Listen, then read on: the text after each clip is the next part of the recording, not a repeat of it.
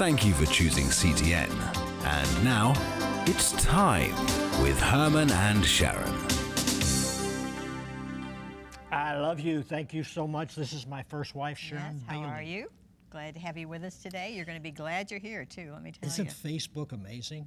We got something recently from people. We don't understand it, but yeah, from people that were in our home in the 60s. Yeah, that's true. Unbelievable.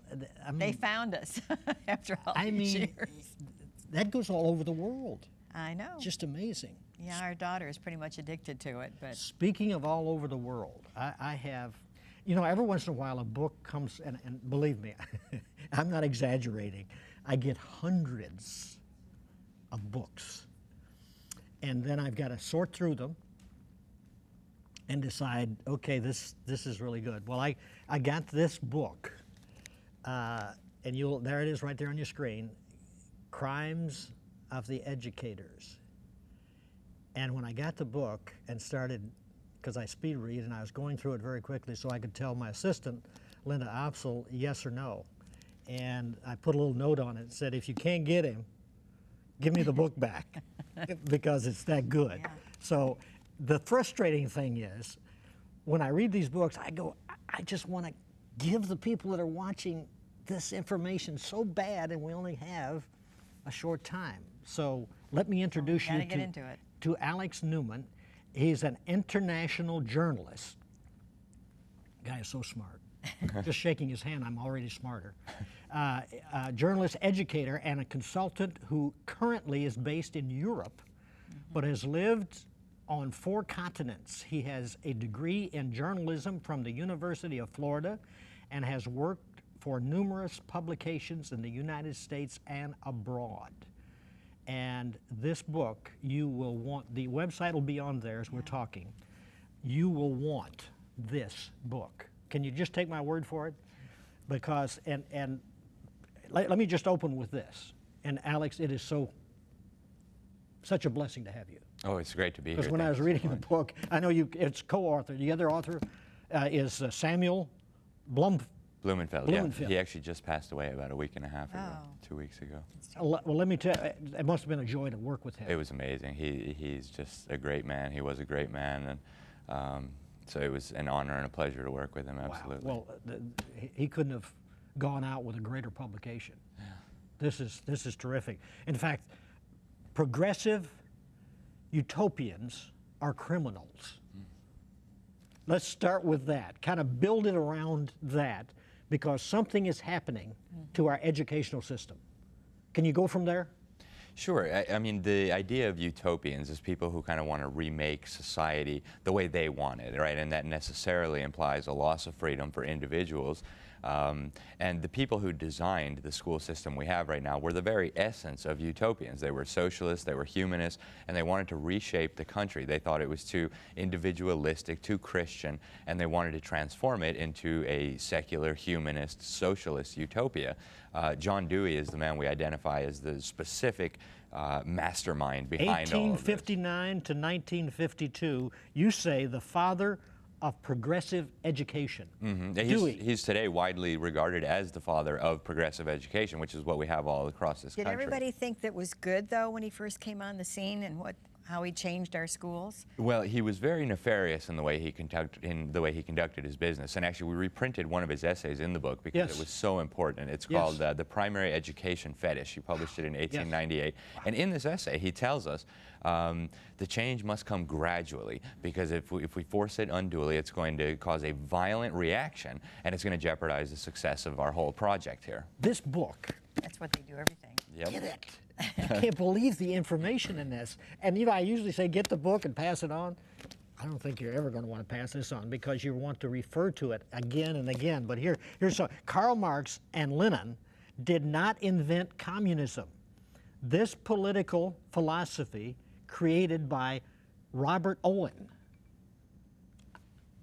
and that was in 1771, 1858. Robert Owen believed religion caused man's ills. Yep, he was basically a Scottish socialist, and he wanted to try out his idea. He wanted the whole world to be socialist, but he first wanted to try out his ideas. He set up a colony here in the United States, in Indiana, called New Harmony, and it was a total failure. Obviously, socialism is always and everywhere a failure. Can we just have a sidebar? Sure. This administration, 2 times now, I read your book. I couldn't get away from, I'm reading current history.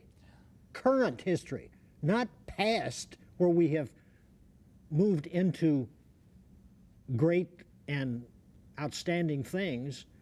We have literally arrived back.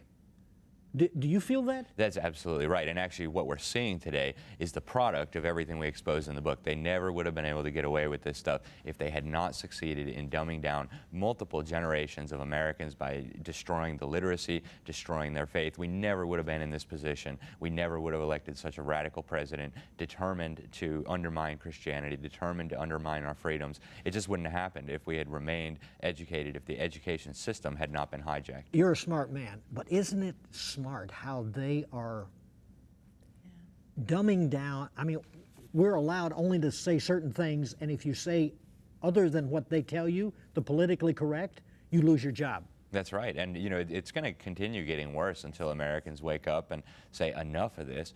And you know, that's going to require some systemic changes. We're going to have to properly educate the children. We're going to have the churches stepping up and saying this is not going to fly. And until that happens, this, you know, this trend we're on is going to continue. You said properly educate the children. Mm-hmm. How many parents care about what is in the books that the kids bring home from public school? How many parents care? You know, unfortunately, we've reached a stage where a lot of parents don't even have the time. They don't care enough Both to have look to at. work. They got 2 jobs. Exactly, and they've forced this situation upon us. And it's a real tragedy that more parents don't take a greater interest. But at the same time, all parents want their children to have a basic education. So if they understood that the schools were using a reading method, for example, that is deliberately designed to prevent you from reading, Alex, we got to get there. Yeah. We got to get there, because that's the that's the star of this whole book. Mm-hmm. He says Dewey's famous laboratory school was at the University of Chicago, and this is amazing.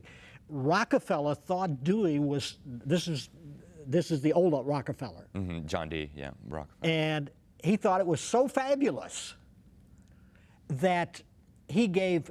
Now you think this is back in the Stone Age, practically in the year. He gave $3 million, which today would probably be like $100 million.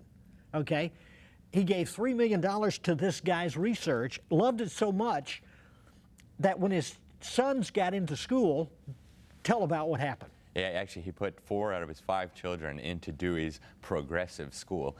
And, I mean, the results should have been an alarm bell for everybody, and especially Rockefeller. 4 of them ended up dyslexic, ended up not being able to read properly because of the methods that they were using in this quack school. By the way, I discovered, reading your book, I'm dyslexic. Oh, yeah? You know, it's unfortunate, but it's a huge problem across the country now. So that's what's causing it, you feel? Oh, absolutely. And my co-author, Dr. Blumenfeld, was able to cure dyslexics. Now, dyslexia is supposed to be a disease, a disorder, whatever. Really, it's a school-induced phenomenon. They're teaching the children to read using a quack method, and this wires their brain incorrectly. And actually, now we have neuroscientists and brain scans telling us. Quack method, what do you mean by that? Well, to put it in a quick nutshell, we have a phonetic writing system. We have a phonetic alphabet. So each letter is associated with 1 or more sounds, and the way you teach a child to read our language or to write our language is by teaching them phonics. Yeah. So you know, the A sounds like eh or and the child has to understand. That's how I learned. Right, and that's how you learn to read. That's how it's been done for time immemorial. But what they're doing in the schools now is they're teaching children to read our language as if it were Chinese. So they're telling the kids, here's a list of words you need to memorize, and they're supposed to look at the word as a symbol, and you know, they'll put the word next to a picture on a flashcard, and so you're supposed to be memorizing memorizing the word just as a, you know, bizarre sequence of squiggly lines. And, you know, that's how you would do Chinese, because they have a pictographic, a symbolic writing system. But when you try to do that in our system, you know, there's some people who can learn to read that way, no question. But for the majority, it hampers their reading ability. What does Many that do become to the brain? dyslexic. Because the brain is involved in this. One of the most fascinating things is that now modern neuroscience confirms this. They've done brain scans on children who learn to read using the phonics method, and then children who learn to read using the whole word method.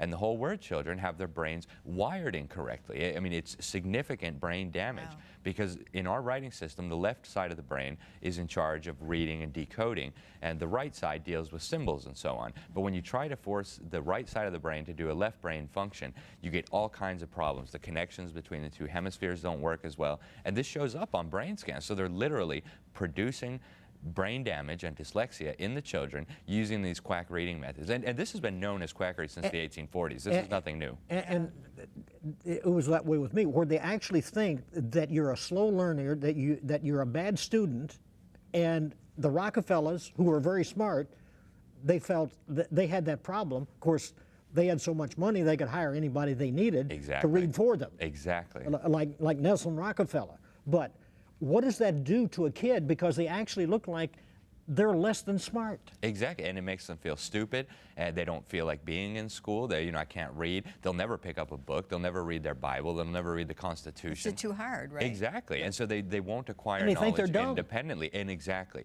and you know, they make them feel dumb, but they didn't feel dumb when they went into school. They learned their language all on their own. Sure. And now suddenly they're being told that they can't read and they have some problem, and you know, it's very demoralizing to students.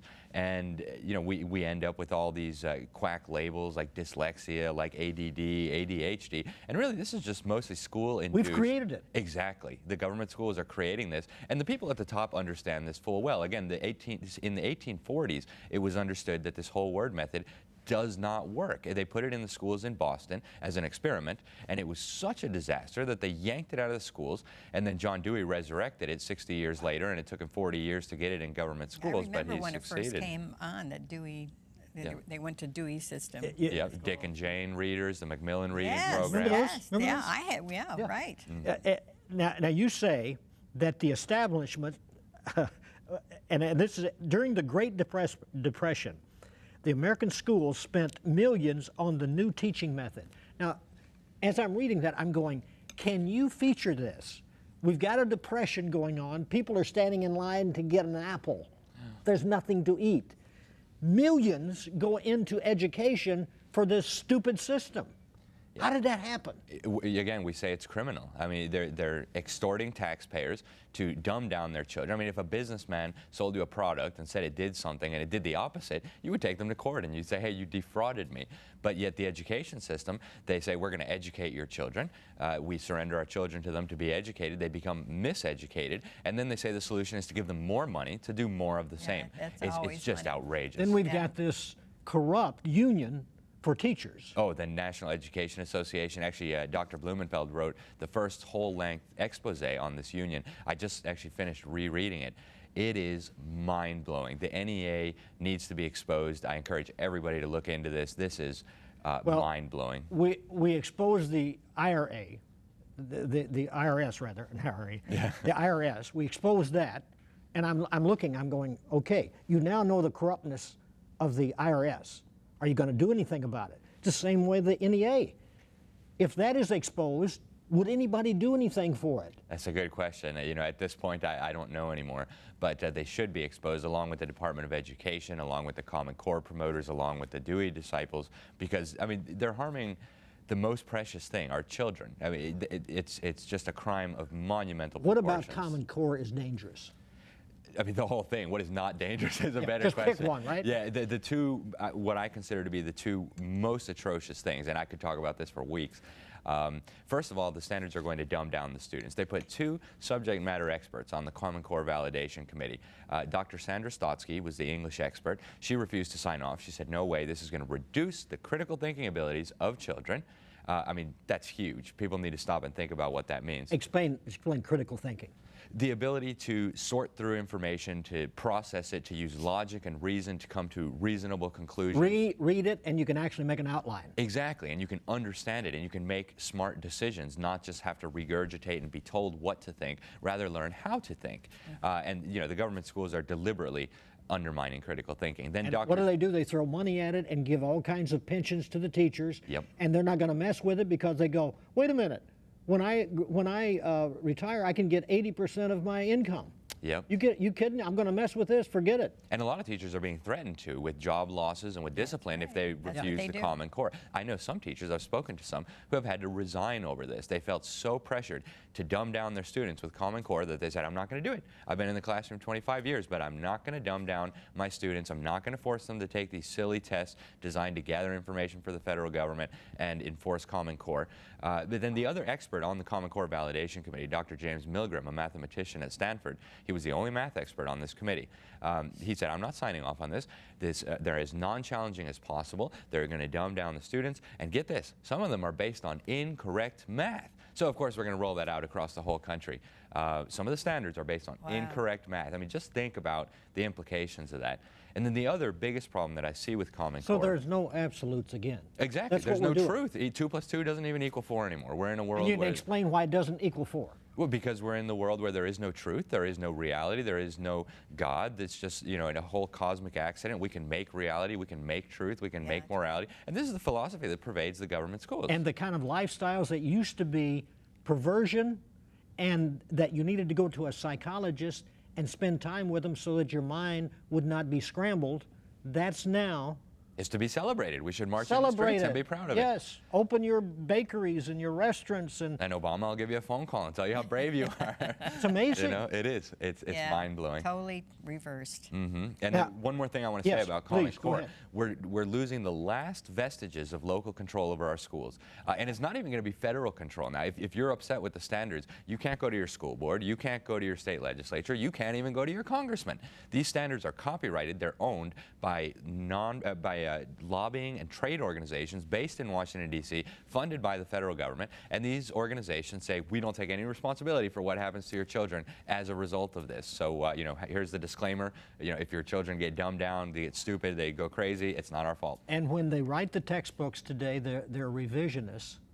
And they're changing history. Oh, they're changing everything. They're changing science Columbus and history. was a whack job. A genocidal maniac, and it's amazing what they've done. And you know, the College Board now is led by the architect of Common Core, a man named David Coleman, who admits he's totally unqualified in education. He has no education credentials. He's never taught in a classroom, and yet he's the guy who designed the Common Core. Now he's sitting in charge of the College Board, which does the SATs. He's aligning the SATs to the Common Core, and he's running the advanced placement courses. One of them is the Advanced Placement U.S. History.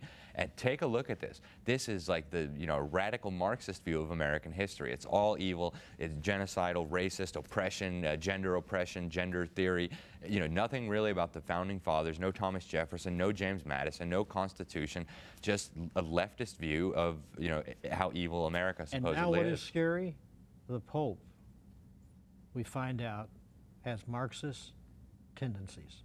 Yep, and his jumping on this global warming bandwagon and hitching the Vatican to the UN, I think it's going to do great damage to the Catholic Church, actually, because in America, it's far less than half of the public even believes the global warming theory, and here we have the Pope coming out and hitching his wagon to the UN, which wants population control and abortion and pseudo-human rights, I call them, because they're not really rights. They're actually government-granted privileges that can be revoked. Some of the finest people, the most patriotic people, the sharpest minds are Catholics.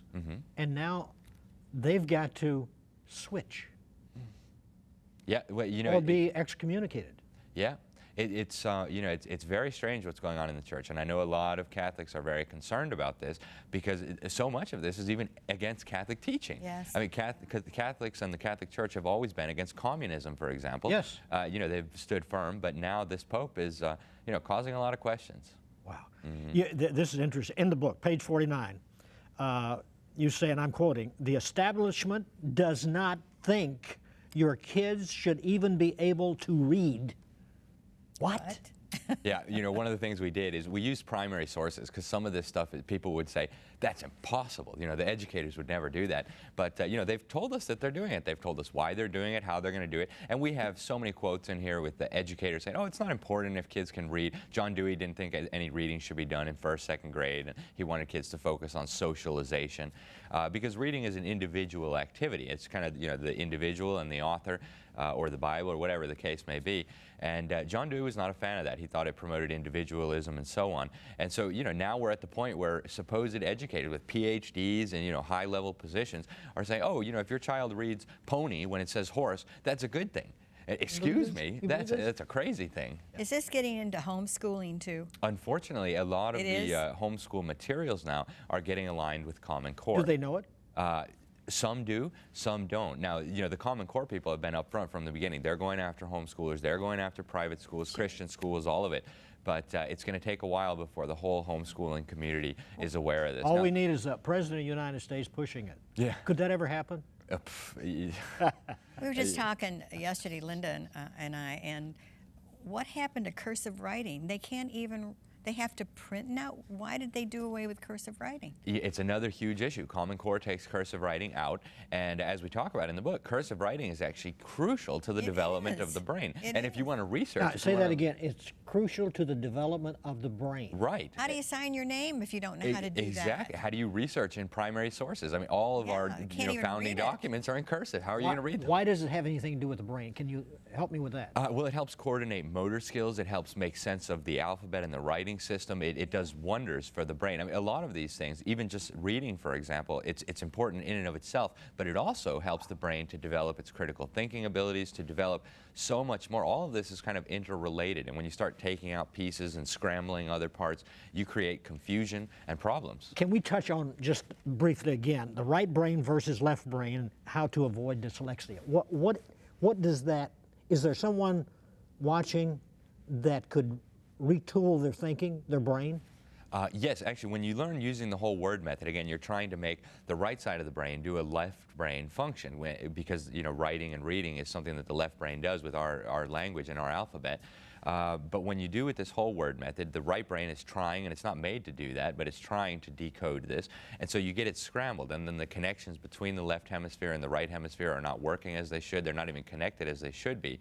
But the good thing is you can undo the damage. Now, my co-author, Dr. Blumenfeld, he actually cured many people who had dyslexia. They were told that you have some kind of disability, maybe it's biological or hereditary or who knows. But all you need to do, and Dr. Blumenfeld proved this, was teach, even if it's an adult, it's much harder when you're an adult, but you teach them to read using the correct method, using the phonics method, and you can untrain yourself then from the whole word method, and you can become a good reader. It's just much more some of the people who've gone through this have described it as painful. It's much more painful after your brain is already solidified in trying to look at a whole word and decode it that way. It makes so much sense why many of your family members, and we have it too, where people do not read anymore. It's painful to read. It's painful. Yep. It's like, you got to be kidding me. I want to sit here and watch TV. And I mean, I have to read hundreds of books. So I had dyslexia. I mean, there's no question. I mean, reading this, I can go, it's like opening my mail. But I've had to retrain myself. And I've taught myself to speed read. And let me tell you, that was so painful, it was like cutting me. What do you mean by painful? It just feels painful. It feels like your brain is like, hey, I shouldn't be doing this. Stop making me do this. Okay. And so, you know, but because you acquire a kind of this reflex, when you're taught using the whole word method, you acquire this reflex where you look at words as whole words, and that's not how our language is meant to be read. And so then you have to untrain yourself from this reflex and institute the new reflex where you sound out the letters to make the whole word. Please, I mean, I know it sounds like I'm giving a commercial. I'm not, because you're going to his website. I'm not making anything, okay? So we're not going that direction. But please, get this book. Please read it. The most frustrating thing, Alex, must be you read, you can keep that on for a while, Dave. You read a book like this, or you're the guy, the author, and you put all of this unbelievable research. I mean, it is so factual. It's like, when you read this, you're saying to yourself, and that's what I did, this is true. This is true. This is true. This is true. This is like today's newspaper. How then do you get over the frustration of saying, I've done all of this, this is going to go on a Goodwill bookstore shelf someplace in America or Europe, and nobody will pull it out again? How do you get over that? Well, you know, we're hoping very much that this information will get out, because if it doesn't get out, you know, our future as a country and as a people is actually in jeopardy. And Ronald Reagan's commission said that in 1983, the National Commission on Excellence in Education said our education system threatens our future as a nation and as a people, and if a foreign power had imposed this, we might well have considered it an act of war. Sam and I say we should consider it an act of war. Just because it was domestic people who did it doesn't make it any less an act of war against our nation and our people and our children. Read chapter. Alex, do you have a phone number, like an 800 number or anything other than the website, or that people could call for the book? Yeah, they can find the number on the WND website if they want to order it that way. I don't know it by heart, but it is on the WND Superstore. Yeah, we don't want to give something out that's not on the screen, but www.wnd.com. Go to that and get the full information that you need. If you're watching and you heard me say that, maybe you're blind, and you heard me say that and you were able to write that down, please, if you can't do it yourself, have a friend or somebody that is computer literate, Right. which is, you know, I have to do the same thing, and they will take care of that for you. But just get the information. I mean, if something is good, you need to fight for it. Okay, this is good. So if it just doesn't roll out to you right now and say, I got everything I need, go to this website and get what you need, or have somebody do it for you. Beg them, okay? Give them a quarter or something. You know? just have them do it. I'm telling you, this is so good. Chapter 9, Edward Miller proved the sight method causes dyslexia. And it's so amazing. You have it on page 76 when you get your book. Dr. Seuss books, quote, I think killing phonics was on one of the greatest causes of illiteracy in the country. Yeah. That's what the guy that did the Dr. Seuss books. Now say that again. Yeah, the guy who wrote the Dr. Seuss books, like Cat in the Hat, everybody knows Cat in the Hat. Oh, yeah. He actually expressed remorse, because what he had done, he had been hired by a publisher to put together, they gave him a list of words, and they said they wanted children to memorize these words, not learn to read them, memorize them. And so, you know, later he said, you know, getting rid of phonics and moving toward this whole word method was one of the greatest causes of illiteracy, if not the greatest, in the government school system. That's amazing. Well, 1 minute left. Thank you, Alex. Please get your book. But open this book. And again, we're just talking about not being able to read properly has caused people not to read this. Exactly. That's right. And what a tragedy. You can have all of the information we've given you and everything that you need, but unless you know Jesus Christ as your personal Lord and Savior, it's all for nothing. I don't care if you're a billionaire watching. All that money is for nothing. A relationship with the Lord Jesus Christ is the most important decision you will ever make in your entire life. How do you do it? Open your life to Him. Forgive me, Lord, of all of my sin. I invite you to come into my heart and life. I receive you today. He will come in. God bless you. Bye-bye. Thank you for watching It's Time. If you have recently made a decision for Christ, Herman and Sharron would like to hear from you.